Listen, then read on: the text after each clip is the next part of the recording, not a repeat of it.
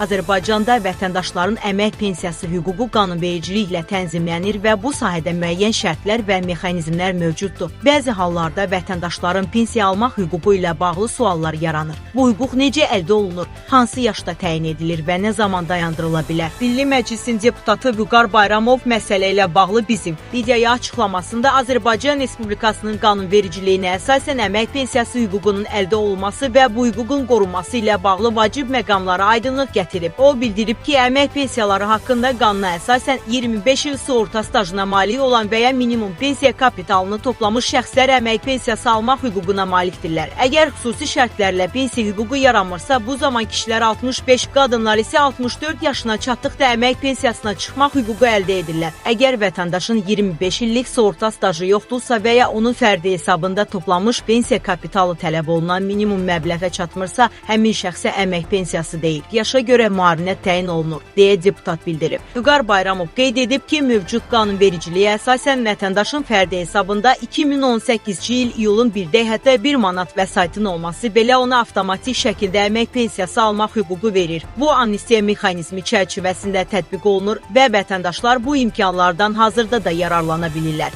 Vacib məqam isə ondan ibarətdir ki, əmək pensiyası hüququ qanunla təsdiqləndikdən sonra bu hüquq heç bir halda ləğv edilə və ya dayandırıla bilməz. Qanunla əmək pensiyası almaq hüququ qazanan vətəndaş bu hüququ pensiya təyin olunduqdan sonra da daimi şəkildə saxlayır. Əmək pensiyası hüququ qanuni şəkildə əldə olunduqdan sonra onun pozulması və ya ləğvi mümkün deyil. Bu hüquq dəyişdirilmir və vətəndaşlar pensiya almaqda davam edirlər, deyə deputat bildirib.